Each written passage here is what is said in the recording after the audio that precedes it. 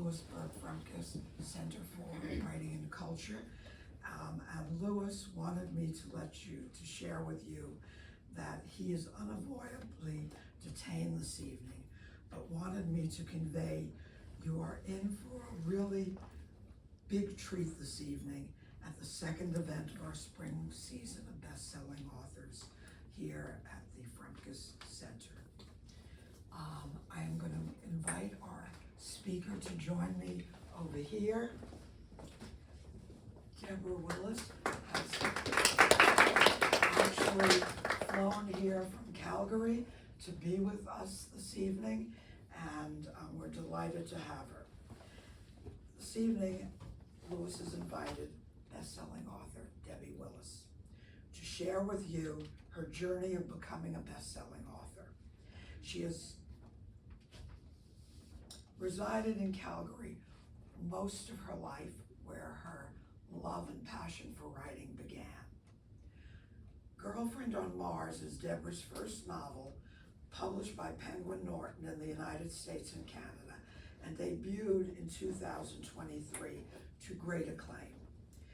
It is by now also in print across the globe in Italy, Denmark, and France, and Italy.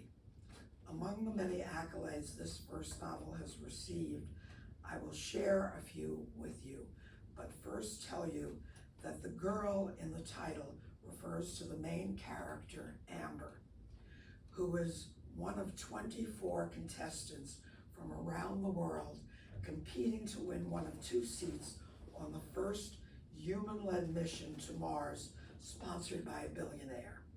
Sound familiar to you?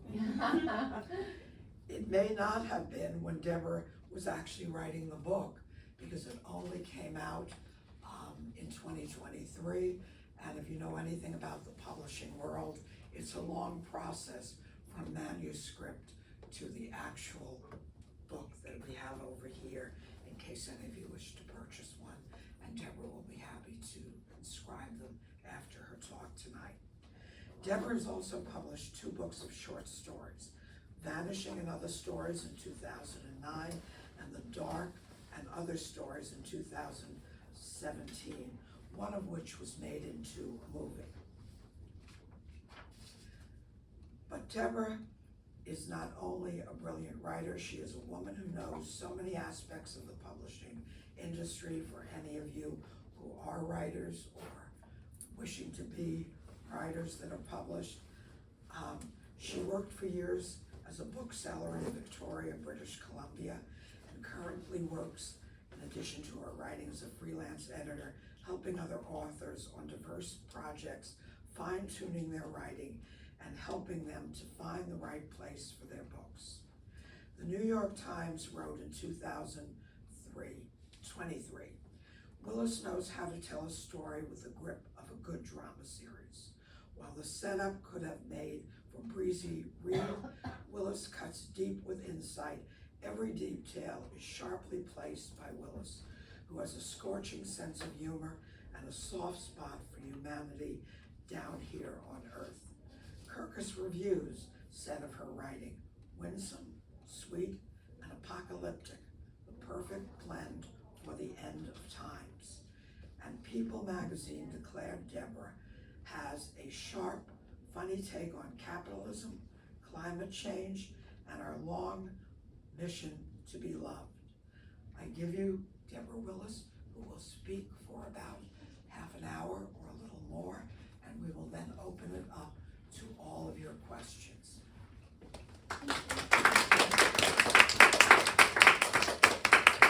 Thank you all so much for being here tonight. I really appreciate that. I just heard it was March break, so I'm doubly appreciated and appreciative. And also, thank you for that introduction. He's not here, but thank you to Lewis for inviting me, because I did not know I was a best-selling author until I got that invitation. And actually, in fact, I thought it was a scam. When I first got his email, I thought it was like an internet scam, where someone pretending to be Lewis Frumkes was getting in touch with me and like telling me that I was a best-selling author, that he would fly me to New York And then eventually he would say something like, we want to send you your honorarium, so just send us your banking details. I was like, wow, what a smart scam. And then I wrote to my publicist and she was like, no, it's for real. So yeah, I could not imagine that anyone would fly me out here to talk to you. So I'm really just so pleased that you're here and that this is not internet fraud. So, I thought I would talk a bit about the way that I wrote this book, because for me it was very unusual, and on the other hand, when I was reflecting on it, I thought it maybe had some elements that were maybe universal for all creative work, and I know a lot of people here are probably writers, so I thought I would talk a bit about the long process of writing this story. So in 2013 I wrote a short story called Girlfriend on Mars, and it was entirely from the perspective of Kevin, who's this kind of slacker stoner living in Vancouver, and he is in like a real state because his girlfriend is starring on a reality show, and if she wins, she'll go to Mars. And I just loved the voice instantly. I felt like totally at home in Kevin's mind, even though he's quite different from me. And also I thought he was quite funny, so it was fun for me to write. I remember thinking I've never had this much fun writing in my life. So immediately I wanted to turn it into a novel. I also was really like a little bit strategic. I was like, Mars, you know, reality TV, love, sex, conflict. Like this is the best idea I'm ever gonna have. So I better turn it into a novel. And I was totally unable to do so back in 2013. I sort of slowly realized that I had really deeply studied how to write short stories, but I had assumed that writing a novel was just like writing a long short story, and in fact it proved to be a totally different beast, and I didn't know how to do it. So then I sort of slowed down and I thought, okay, I'm gonna learn to write a novel. The first thing I did was give up reading short stories for a while, and I only read novels.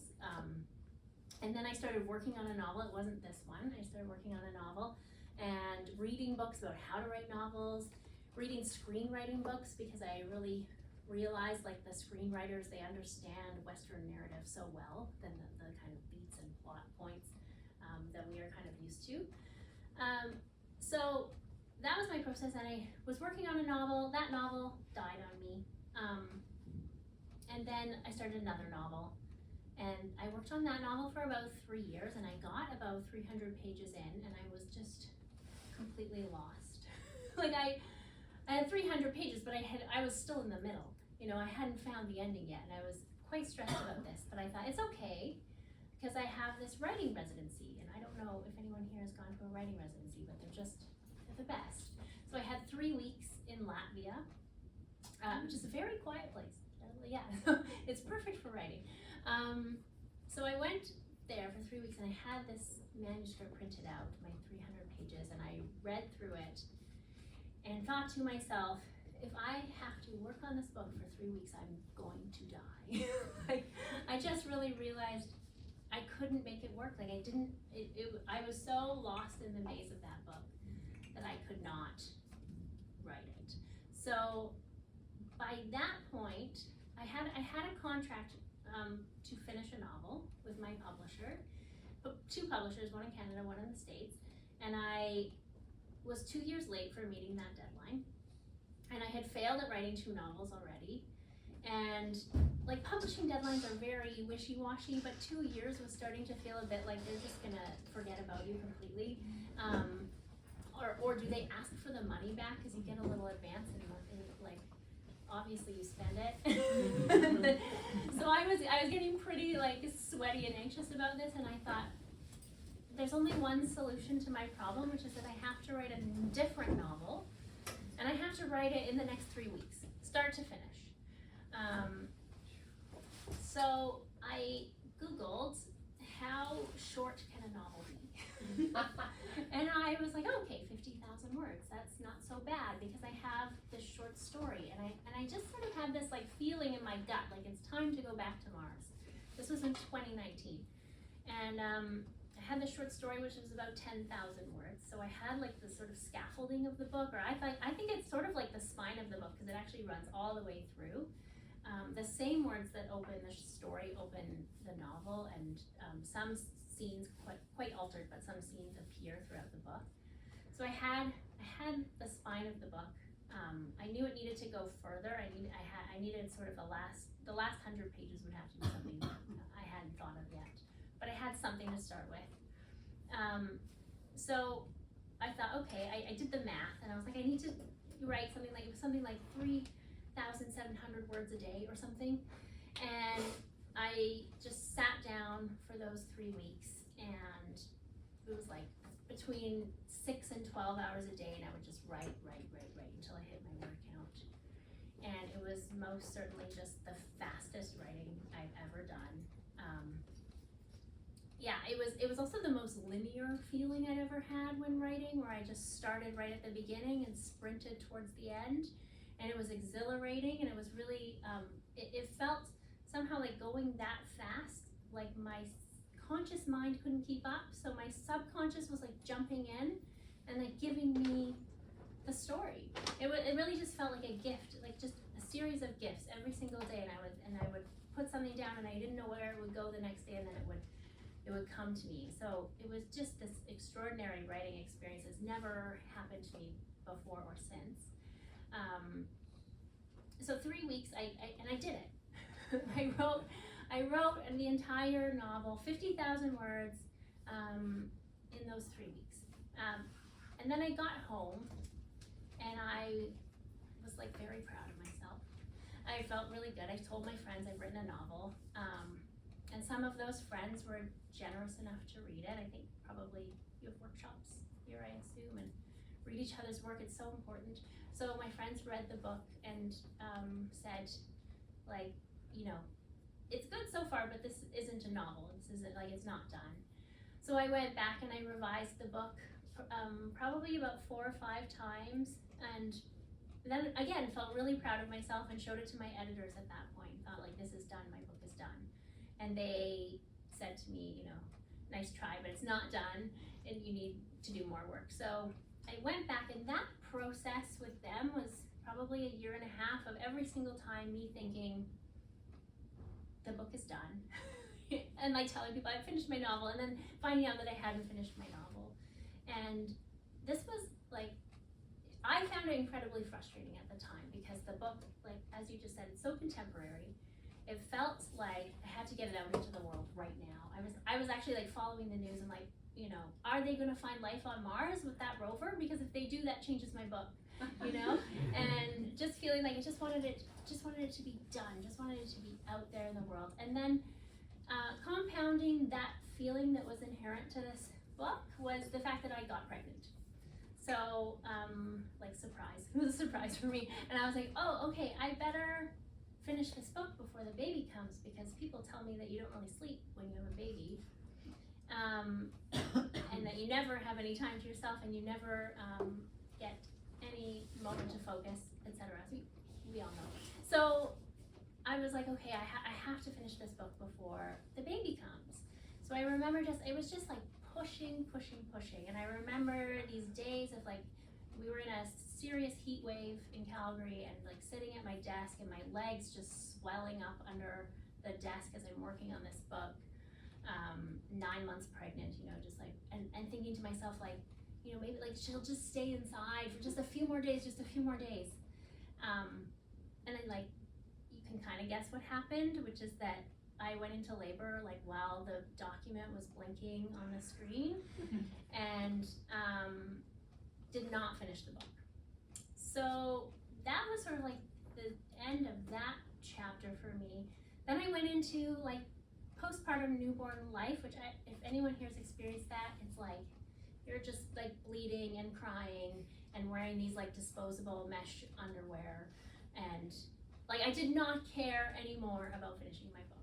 And it was the first time in my life that I just couldn't have cared less about writings, and I was sort of, I think, not quite consciously clocking this as like, oh, it's possible to care about something other than writing. Okay, that's interesting. my daughter had a health issue that was really scary to me, and I was sleeping like probably about 3 non-consecutive hours in every 24-hour period, and it was about 7 weeks of that where I thought, like, I'm on the edge, like I might go into psychosis. I was really trying to monitor myself. And then at 8 weeks, her issue was resolved. We started to sleep a bit better, and yeah, about a week after that, I was like, huh, the book, oh shit, right? Like I still had to finish that book, and I had sort of understood then the lesson of early motherhood, which is that there's never going to be a good time ever again. So if you feel like halfway sane, maybe now is the time. So, and actually I want to say, I feel like I should specify this because I know the policies here is different in the US, but in Canada, like I got a 1.5 year maternity leave from my paid day job. Yeah, so when I talk about this, like I was very fortunate that I had time away from my day job. And so I was parenting my daughter and then thought, okay, maybe I'll try to work on the book. And just the way my situation worked out, I had about 20 to 45 minutes a day when I could work on the book when she was napping.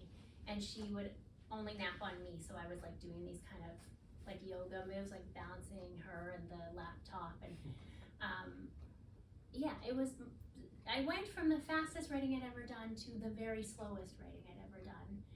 And some days, like some days I got 20 minutes and some days I got 0 minutes. And I really had to give up the sense of control that I had felt when I wrote that first draft, where I could say to myself, this is my word count, and then I could just actually hit my word count and spend my hours doing that. At this point, I had no control over my time. So the writing really shifted, and my attitude towards my writing shifted a lot. It went from like, I have to get this book done, to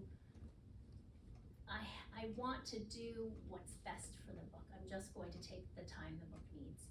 And that was really profound for me. It almost felt, instead of like a feeling of like pushing to finish something, it felt like a feeling of listening to the book.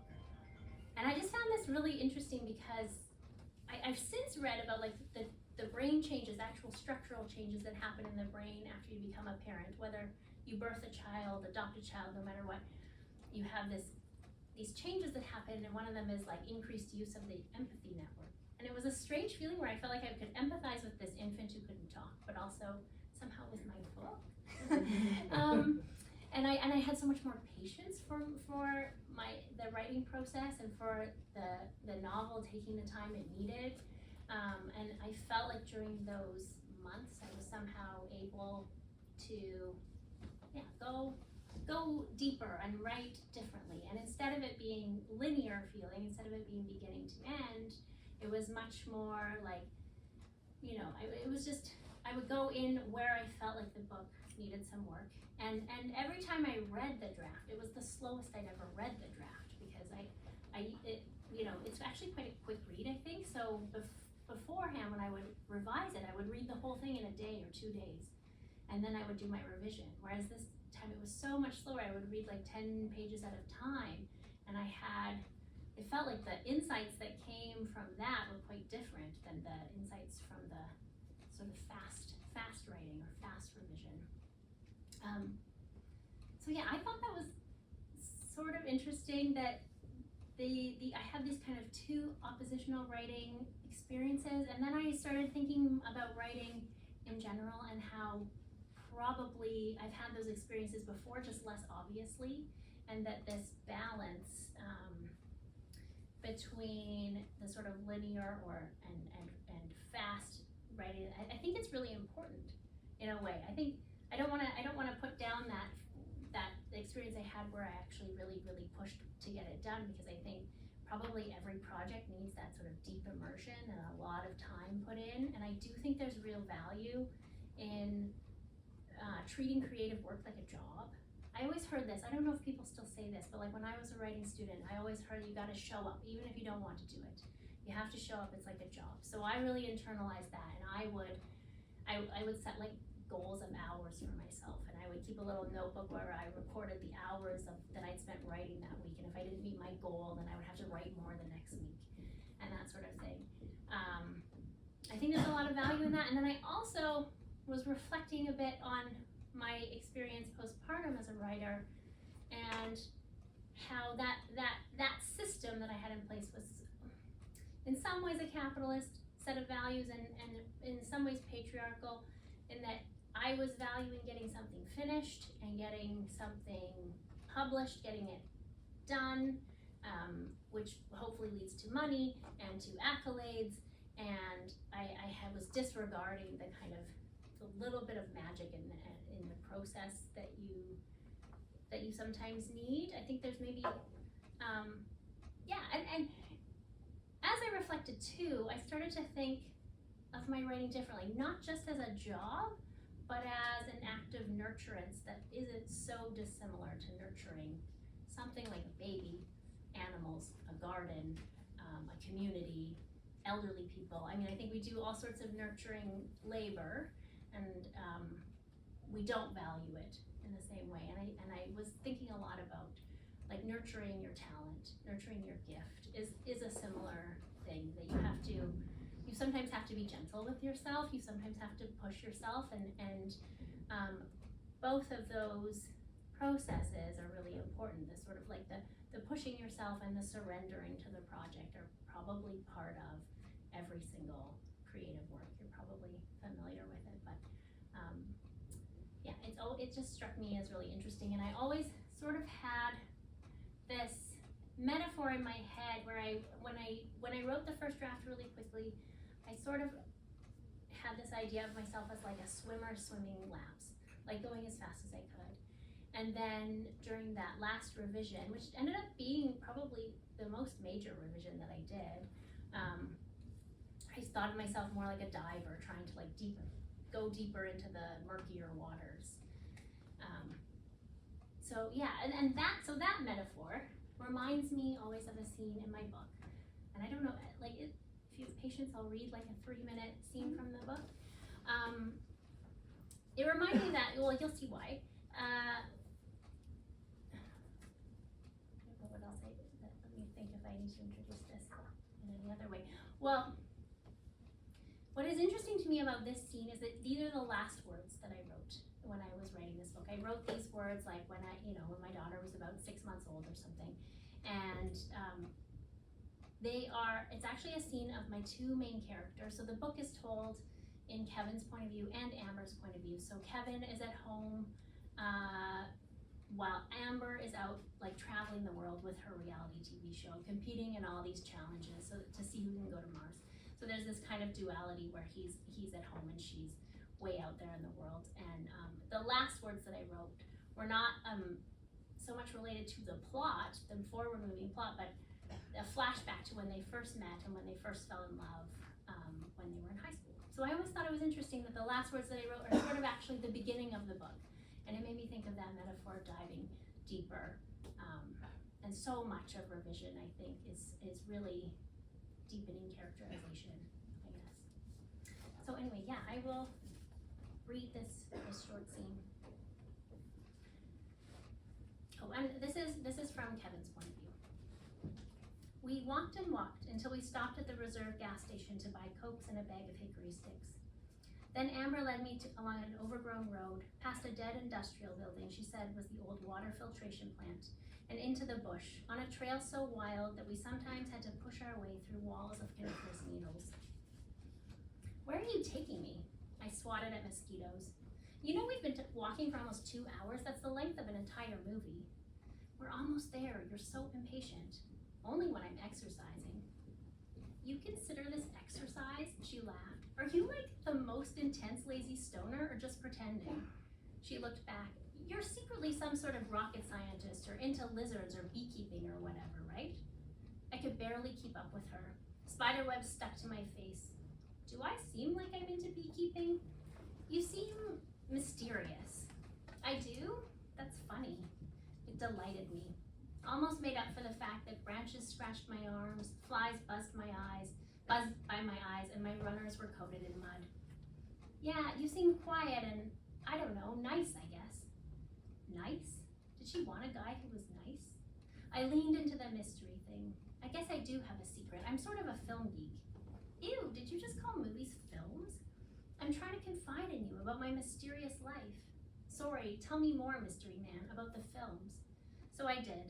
Told her I wanted to write my own movies, maybe even direct them. Told her that my mom had bought me a used camcorder and Marcus and I recently made a documentary about the ugliest places in Thunder Bay. The strip malls, the sludgy parts of the lake, the abandoned grain elevators. It's like a PSA, suicide prevention. How does filming ugly places prevent suicide? It's a warning system. Don't go to these places, you might kill yourself. Can I see this film? Depends. Are you dragging me into the wilderness to murder me? She gave me a shove. She was touching me a lot, mostly my arm, sometimes my chest. I shoved her back and we kept at it. Bounced off each other, tripped each other, giggled and grabbed each other.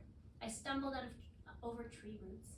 I was sweaty, out of breath, and I would have been miserable if I hadn't been with her.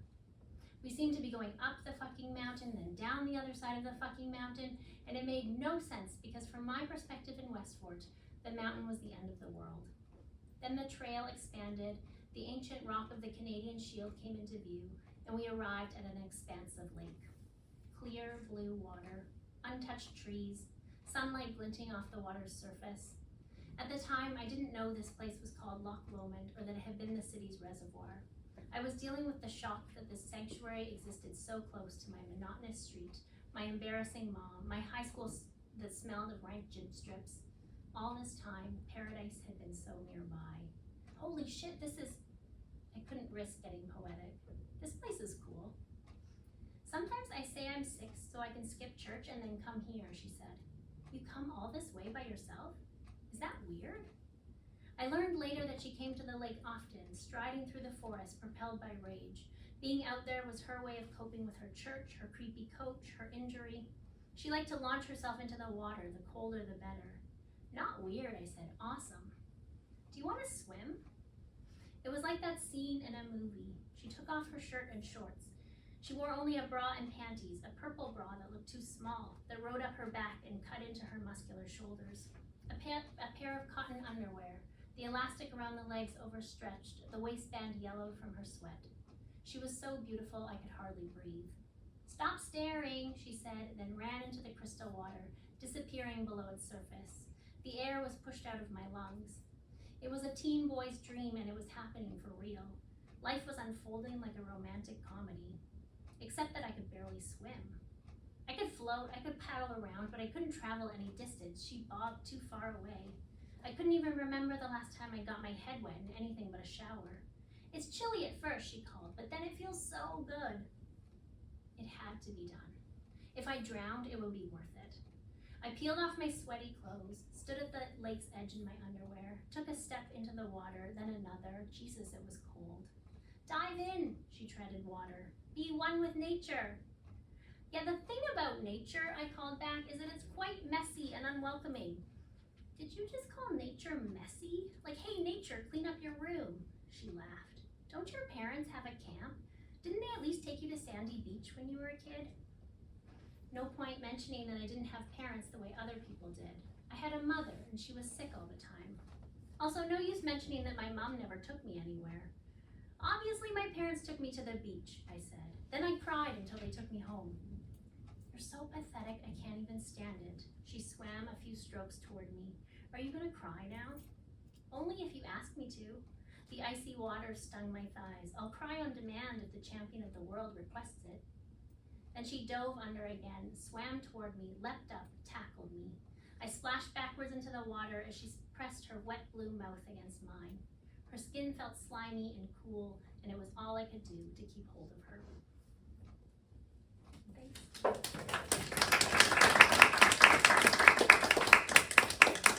Would any of you like to ask Deborah a question about this book, her other work that she's been doing and what she's working on now? Regarding talking about the process, I understand you've done some editing of your own. What's the process of working with an editor like, you mentioned it, you went through a lot before you first started on the novel, and how does that actually play out? What does that look like? Well, yeah, so I guess like I signed that contract and then my editors were like, okay, go away, like write the novel. And I had actually pitched a novel to them. I just met with my editor like an hour ago. I'd never met her before because she lives here and I live in Calgary, and I mentioned that book that I pitched to her and she was like, I can't remember what that was about. I was like, me neither. Let's never talk about it again. So yeah, that like the creation process, you're just I think you're on your own. I know there are some writers who actually really are more in contact with their editors and agents. I just never feel like I could take someone's time with that, and so it's not till I have a draft that I'm ever like doing any in touch with editors. But I have found it so interesting because I have a Canadian editor and an American editor, and they both edit my books at the same time, and they have occasionally had like differing opinions, but generally I find like I can take things from both of them, and even if they don't agree, there's a kind of there's an overall, there's something there that like I can work with. How does the feedback come? I mean, like just an example of the kind of feedback you would get. Yeah, so email. An email, it's always like you open your inbox and you're like, oh no. Usually like very beautiful, supportive comments, you know, about things they've noticed that are working, and then the words that were like really hard for me to hear, which was this still needs work, or this needs to be shorter, or you know, I found like one of my editors is super concise. She'll just send an email saying like the book needs to be shorter, like just go ahead. One of my editors writes a lot more, kind of like almost like a missive about the book. So I think every editor is so different. I have never found, I felt so relieved. At one point they were kind of in disagreement, not actually, like they weren't fighting, but they had two very differing ideas of what direction the book should go in, and I just felt total panic. I was like, what like if I choose one, does the other one feel upset? And we actually had a phone call, and I was so relieved to hear like, this is your book, so you at the end of the day you're making the decisions, which as an editor I always am really clear with writers about that. Like I think it's really hard to make changes or to do that revision unless you kind of feel safe that it is your book. So yeah, I have had really amazing experiences with editors, and I have heard, like I have friends who have not had those experiences, who have been pushed to write things in ways that didn't feel right to them, and it doesn't really work out very well, but my experiences have been really good.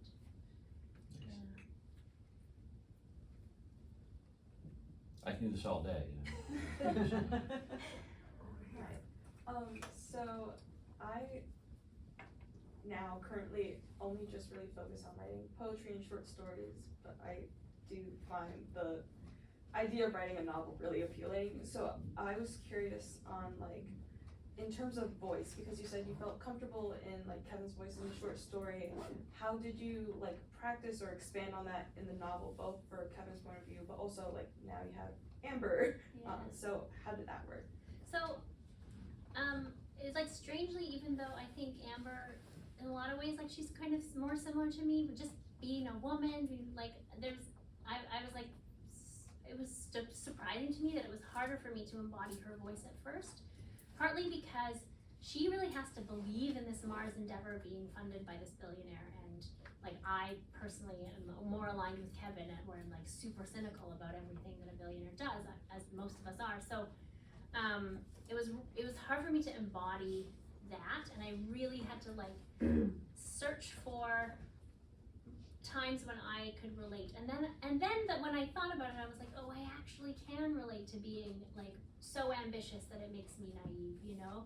I was thinking about like in my early writing career, this like she's on a reality show and she's competing, and I was thinking about how I used to think of writing as kind of like throwing yourself into the ring. Like I kind of liked the competitive element of it, so I kind of focused on that, and yeah, there were, I really had to like think about her backstory too, and where does she come from? So she is now in this reality show and she's all in, but where would that come from? And for her, I thought about like, she is a former Olympian, so she's really a competitive person. She's used to having this, you know, this outlet that shows her that she's exceptional. And when she loses that, she is, even if she doesn't register it, she's been mourning that the whole time. So yeah, I just kind of, I think when I was having trouble with her voice, I went like, again, to characterization and where does she come from? I'm a big believer in like our sort of adult thought patterns and behavior patterns are laid down in childhood, so go there to look for answers if the voice isn't quite gelling. And the voice is actually, it's like Kevin's in first person and Amber's in third person, because when I started I didn't feel quite able to like embody her voice in first person. And then I liked it, like then it felt right to me somehow that somehow it seemed to fit her character, that she's almost being narrated like outside of herself. Does that answer your question? Yeah. But yeah, I felt like moving from a short story to a novel, like that much bigger canvas was really interesting. I do think that you have to feel good about the voice, like somehow that has to be there. Yeah. I think there was another question back there, and then this lady here. At what point did you and your editor agree that it was finally done, you know? I mean, or did you ever and you just stayed with it, or, you know, because that seemed to be, you know, a contentious issue. Yeah, so it was actually after that postpartum revision. So I, you know, went away, had a baby, then spent, it was about 6 months revising it. And so I hadn't been in touch with them, and I had been revising it before that, before she was born. So I hadn't been in touch with them for almost a year and sent them that version. And it was, I mean, it was one of those strange feelings where I had let go of this, like, wanting the outcome so badly that, and then it just seemed to naturally fall into place. They were like, okay, yeah, the book, yeah. And it was interesting too, because some of the changes I made were quite subtle, but like structural changes that when I was reading more slowly, I just suddenly saw it. I was like, well, of course, like this has to shift here or whatever. So I do feel like, yeah, the changes that I made then made it feel more like a book somehow. I have this experience when I'm editing people where we'll be going along, we'll go back and forth, drafts go back and forth, and every time I'm just like, oh, it's not there. And then suddenly I'll read it and I'll be like, oh, it's a book. Like it's just suddenly, it sort of gels or something. So I'm hoping they had that experience and didn't just think, oh, let's just do it. Like, Just agree with yeah, me, yeah. be done. Did you also have a question back there? Yeah, I was gonna ask, so for the 2 novels that you scrapped, do you think they still stay with you in other writing, or even this novel, or are they kind of like completely erased? Yeah, I don't know. I hope so. I was just thinking about like if people say nothing is wasted and you can go back. I had a friend who went back to a novel like 27 years later. She said she read it. She was like, oh, now I know what to do. So maybe like all hope isn't lost. When I look at it now, I just think, no, I just can't.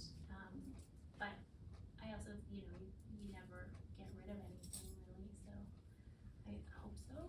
This process of letting go of this book, it does stay with me. I think because the characters felt so real to me. And I've never experienced this quite in the same way, where I was like grieving actually writing the book. I found it ironic because I spent so many years just wanting to finish the book, and then when it was finished, I wanted to not be finished the book. I wanted to still be writing it because it was so much fun to write. So that was like a totally new experience to me, like grief about finishing the book instead of just pure happiness. I want to thank you, Deborah, for a wonderful talk this evening. And if any of you would like to purchase Deborah's book, I can assure you it is a delightful and wonderful read, as they say. So please join us for some refreshments at the back, and we look forward to seeing you all again at the next talk later this spring.